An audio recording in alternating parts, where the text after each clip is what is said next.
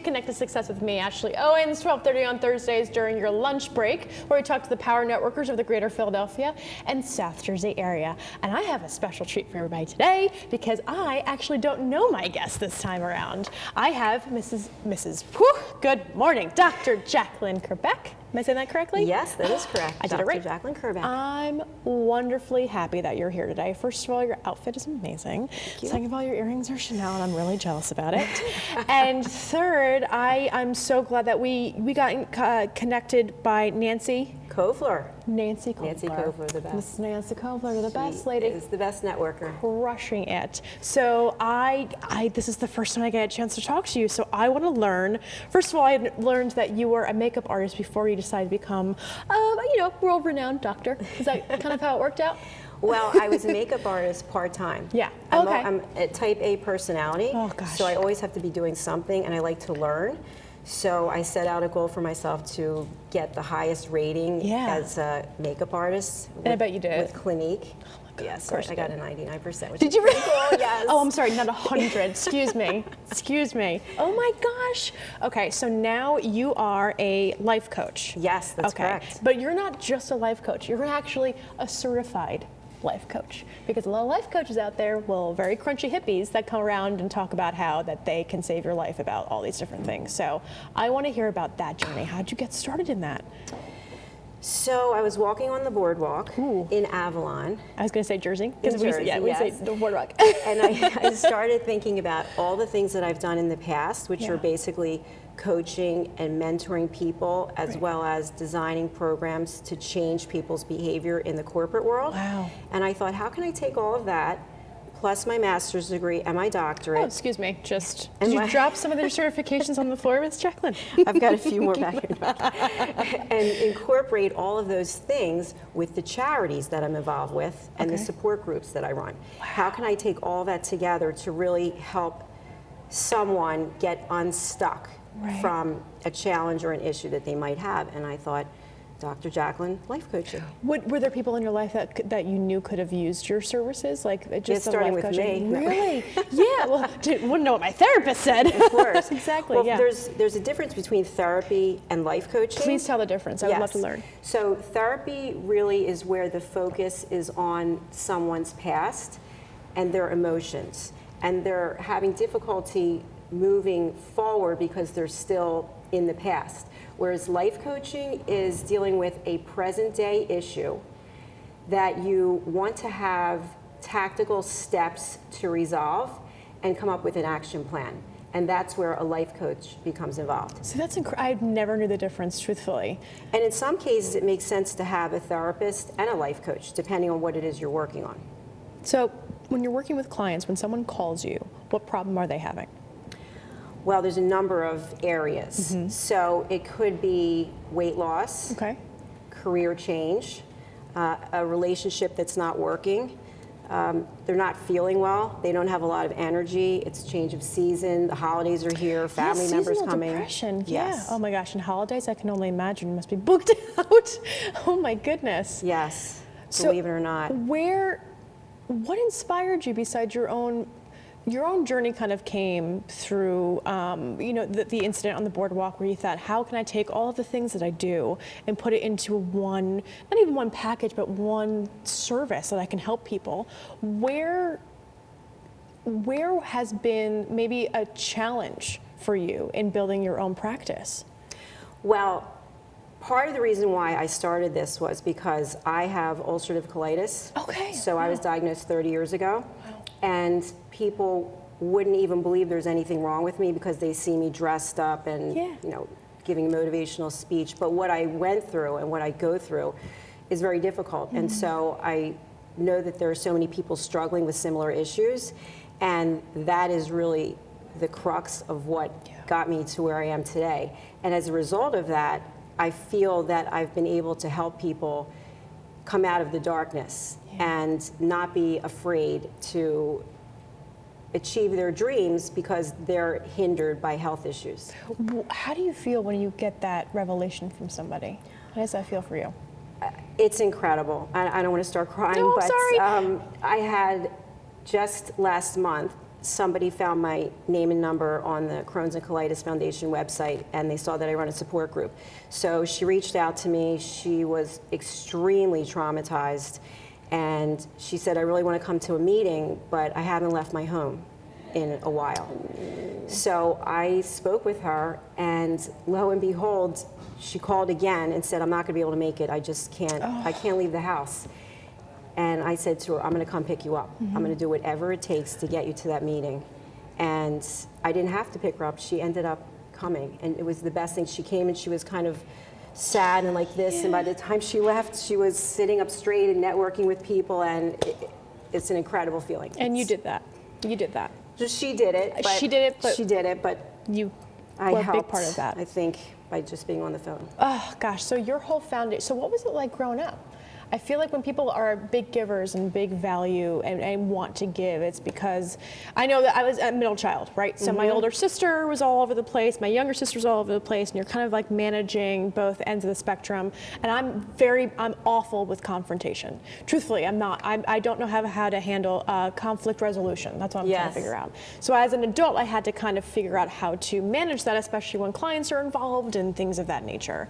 How did your family life kind of bring you up to be that solid and clear thinking and go into a doctorate in learning how to manage people's expectations and the emotions and the emotional intelligence to that? How did that kind of take a stand in your life? My parents were amazing. My mom's still alive. My dad passed away, but my dad was a car dealer, and he was very difficult on me. I was the oldest, and he had two dealerships, and one was in North Philadelphia, and the other was in the suburbs. And so after I graduated from college, I went to work for him, and I had to work in North Philadelphia. Wow. And I worked 9 to 9, Monday through Friday, and 9 to 6 on Saturdays, and it was a very hard job. And then I would go home at night, and the next morning sit at the breakfast table, and my dad would say, when you look out that window, what do you see, aside from the obvious? And I said, well, I see trees, I see a pool. And he said, do you see any money growing on those trees? Yeah. And I said, no. And he said, because you're going to have to take care of yourself. You have to depend on yourself, and whatever it is you do, you better do it to the best of your expectations, because nobody else is going to do it for you. Yeah. So I've always had that drive and determination that it's me, and I have to show up for me. Yeah. And so now in the life coaching world and in the charities that I'm with, Crohn's and Colitis and National Psoriasis Foundation, I want to inspire someone else to look outside what their limitations might be, to really change, to get out of patterns that are not suitable for them, that are holding them back.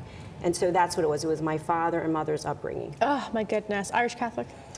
No, actually. What was it? No, so I only bring that up because my dad would probably say the same thing to me at some point growing up. But yes, I remember feeling like you don't deserve anything, you earn it type mentality. Right. And in order to learn something, you gotta get kicked in the teeth to realize not to do that again. Yes, for sure. Yeah. And when you fail, you actually succeed if you actually learn from it. Exactly, exactly. Oh, so I think when you work with your clients, I can only imagine that you don't ever give up on them, because that's not even an option. No, and I don't want them to give up on themselves. Yeah. So I try to instill in them, through asking very powerful questions, the fact that they have the ability to change their situation, and they have the ability to figure out what an action plan is that they can use for future situations. Amazing. So who do you like working with? Who are your best clients? You don't have to give the names, but if someone were to call you and they're typically in maybe this stage of their life, I know it can be life coaching, it's a different life for everyone, but where do you find that people are more drawn to you, and what kind of challenges are they probably having? Well, I find it's really in 3 areas. Okay. The first are health related, and that can be wellness, it can be illness, it can be weight, any of those things, smoking. Mm-hmm. The second is definitely in career, because I have 25 years in corporate America, and I know a lot about navigating through the corporate world.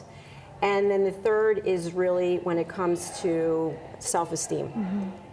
And self-esteem, of course, can be underlying for all of them. Oh, yeah. Oh, very much so. So are you working with anybody that is handling situations, maybe going from career transition? Yes. Yeah. As a matter of fact, I had someone reach out to me. They have been out of the workforce for a while and want to get back in it. And so part of what we did and are doing was working on the resume, which you wouldn't think that's typically something. But I have a lot of tools that I also share with my clients. And so in this particular situation, the person didn't have the self-esteem that was needed in order to even put together a resume, because when a resume is a reflection of who you are. And if you can't put some bullet points down that are really impressive to you, you know, how will they be impressive to others? Oh my gosh, I love that. And I wouldn't even think that that would be something that you would be able to work on with somebody. For sure. Usually career coaches are usually in that space, but it's about your life. I mean, it's like your life can be sometimes your career, and your livelihood is a part of that as well. Yes. So who do you work well with? So not just clients, but if you were to partner with another industry, what would that be? So for example, I call them strategic partners. So these are people that you can share clients with in different phases of that person's life, right? So for example, a real estate agent and a divorce lawyer would be great together, because when someone's getting divorced, they typically need to buy or sell a house, or downsize, whatever it may be. So who in that instance would be a good referral for you, a good introduction for you?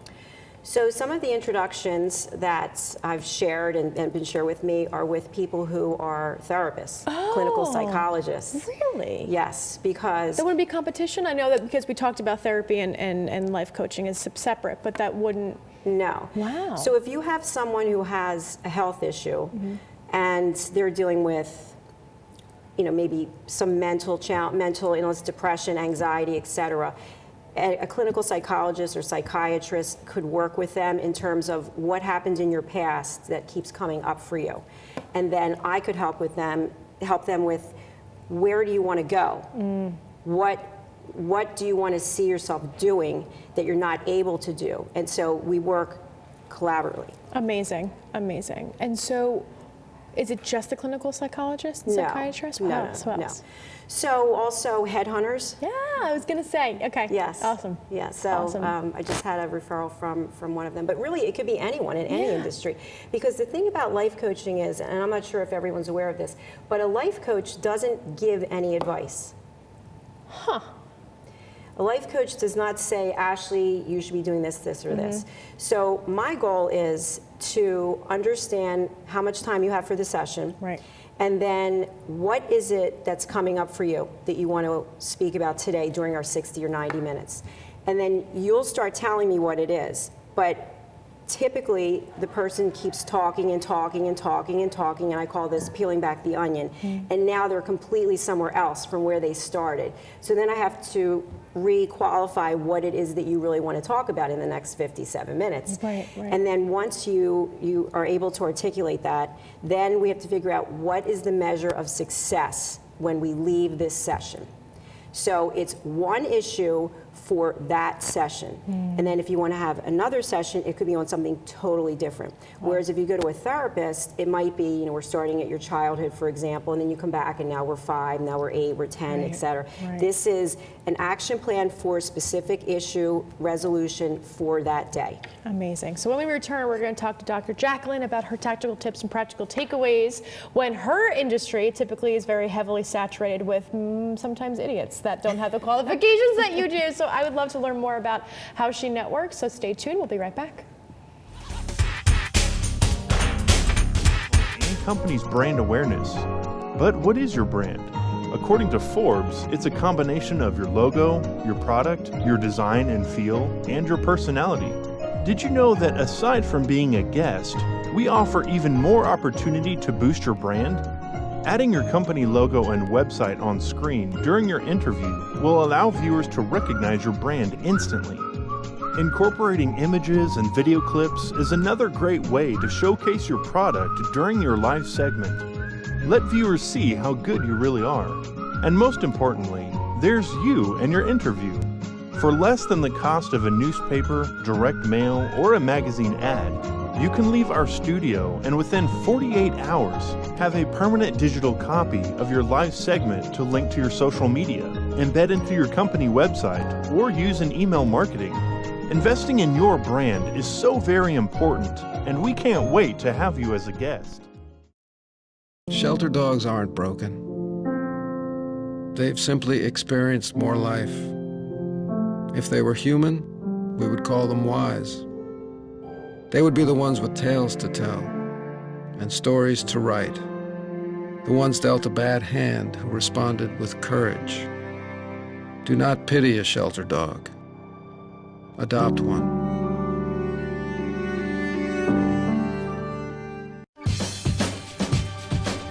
Say we've got grit, and we'll take it as a compliment. Because it's our uncommon drive, our spark within, that brings us together and sets us apart. We are temple made. And when others take shortcuts, when others take breaks, when others take the easy way, we take charge. Add us on social media to watch bloopers, behind-the-scenes footage, previews, and more.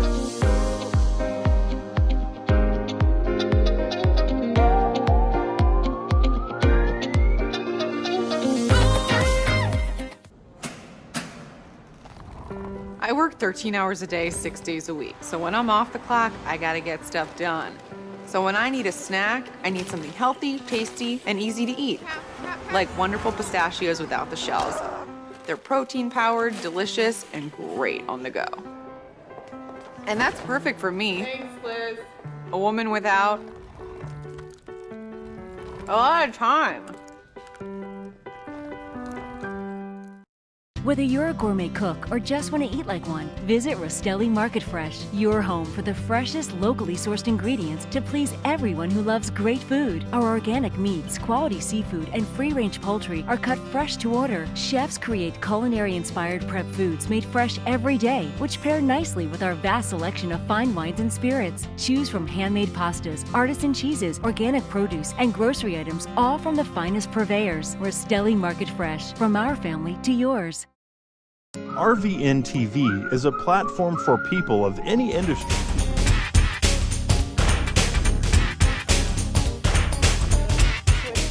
Oh, we're back now. We're talking about stomach rolls when you sit in different sets here. But you had just told me a story during break, and I would love to hear if you could tell the rest of the audience that. Thank you. So, as I mentioned, Yes. I've always liked to do something in addition to what I'm doing. You can't be sitting still. No. Let's put it that, So when I Thanks, was Dad. working, thank you, Dad. When I was working in cosmetics part-time, just for fun, I would work Monday, Wednesday, and Friday night. And the same client would come in Monday and purchase something, and then she'd be back Friday returning it to a different counter. So I would just watch her. She'd come in right before close, and so one day she came to my counter to return something she bought from another counter, and I said, you know, I have to ask you, but what are you doing? Yeah, well, because it was same colors, right? Yeah. So I said, what are you doing? And she said, what do you mean? I said, well, I see that you keep buying and returning green eyeshadow and red lipstick. You just keep trying it from different counters. And I said, so I'm trying to understand what's the psychology behind that. And she said, I just can't get the perfect shade. And I said, there's no perfect shade ever, especially with green eyeshadow together and red lipstick. It is a no. I said, so what's really going on with you? And she said, I'm just, you know, and I said, you don't like yourself. And she said, how did you know? I said, it's obvious. I said, because you're trying to draw attention to yourself with the green eyeshadow and the red lipstick together, instead of like one of them muted and the other more pronounced. And I said, so where is it in your life that you feel like you're not getting enough attention? And she said, my husband is cheating on me, and I was trying to get him to notice me. Oh my God. And I said, you and I are going to talk. I said, because you're not going to get the attention you want with this approach. Oh, I love that story. I think, and your intuitiveness to understand, I think people in that capacity is just overwhelming. It's just amazing. And I think that the path that you've taken now into your own practice and what you're doing is coming from a place that can't be taught. and I think that's amazing. Thank you. So we are talking about networking and tactical tips and practical takeaways. I want to learn all about the organizations that you're a part of, because when you network, and what I think I talked about on the show is you want to diversify your network. You want to work with communities of like-minded individuals, whether it's for a cause, whether it's for a nonprofit, whether it's for dogs, whatever it may be. That's very important to expand your network in that way. So tell me about the organizations you're part of. I will. Thank you. So I'm a member of the Union League of Philadelphia, which is a phenomenal institution and the #1 city club in the country. Yes, it is. So I'm really privy to meet such accomplished and talented people who are really open to networking, which is really nice. So that's a big part of my life. Also, the Crohn's and Colitis Foundation. Wow. I am on the board, and I'm also fundraising all year, so I need help, guys. Send checks, please. So we have a number of events. Some are coming up actually in the next few weeks. The first is the Guts and Glory Gala, which is October 26th, and then we have our Spin for Cures event, and I have a team, Dr. J's Colitis Crew. And we spin for 2 hours. It's really a lot of fun. And then I'm also doing the team challenge in Vegas, which is a 10K. Wow. So I just started running again about a month ago. Good for you. Yes. Jeez, that couldn't make me run if there was a zombie apocalypse and I would die first. It's the and worst. in Vegas, by the way. So oh my God, you're gonna be so hot. I have so much time that I spend with the foundation because I love it. And I run 2 support groups. One is the support group of the main line, and the other is the support group of South Jersey. And our first meeting is tonight, which is exciting. And I'm also on the National Patient Education Advisory Task Force, which means that I get a say in the marketing materials that are put together. This summer, I was a consumer reviewer for the Department of Defense. So any of the projects that need funding that go before Congress, I worked with a clinician and a scientist to rate each of the projects to determine from 1 to 10. And then we look collaboratively at the 3 of us and how we scored it. And then you might have to have a chairperson get involved and help determine whether or not we can agree or not. And then the project goes before Congress or doesn't. Do you sleep at all? Not too much. Not too much. Not too much. No, looking like that didn't look. It looks like you do sleep. Beautiful. Thank you. So how has those opportunities, how has that built your network? Oh my gosh. I have so many new people in my life as a result of this, and it's just incredible because everybody has something to offer and everybody has something to share. And so my network has just grown and grown and grown. And I've put myself out there, which I think really makes a difference. Very much so. And how are you nurturing that network? So I make a point of staying in touch with everyone. So even for the support group people, I email them once or twice a month to make sure that they're doing okay and also that they're coming to the meeting. For the foundation, we have a number of events that go on, and so some of the employees are actually friends of mine now, which is just, they do such an incredible job.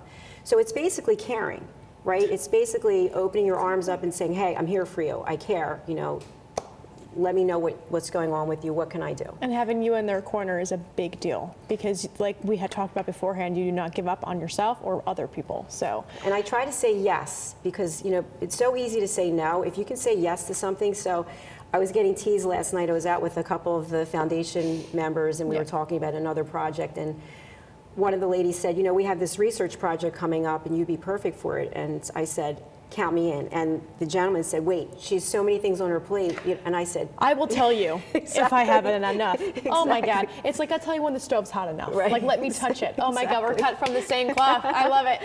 But to your point that, you say yes and then you figure it out. Right. Yeah. And I make lists. I have lists and lists. And I even tell my life coaching patients this, or clients this, write everything down, because if you don't write it down, you're not giving yourself credit for actually doing it. And although we don't need credit for every single thing, as a person, we want to feel accomplished.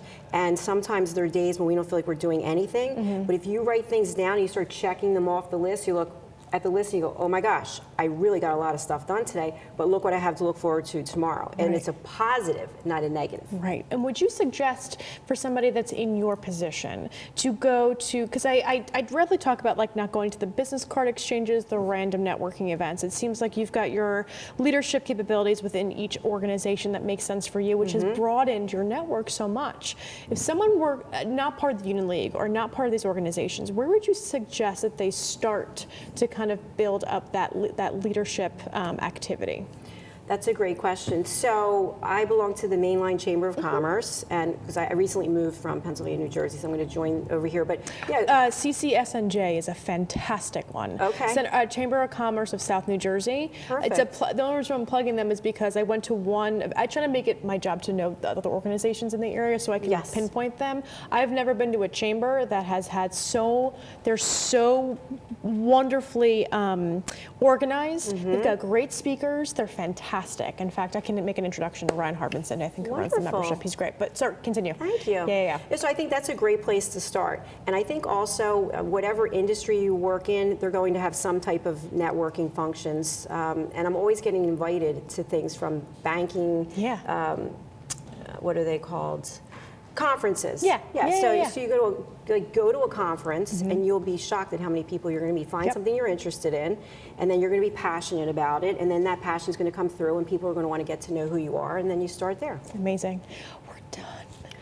We're all done. Oh I'm my sorry. gosh. It's the worst. Do me a favor, look into this camera, my beautiful friend, and tell people how they can find you.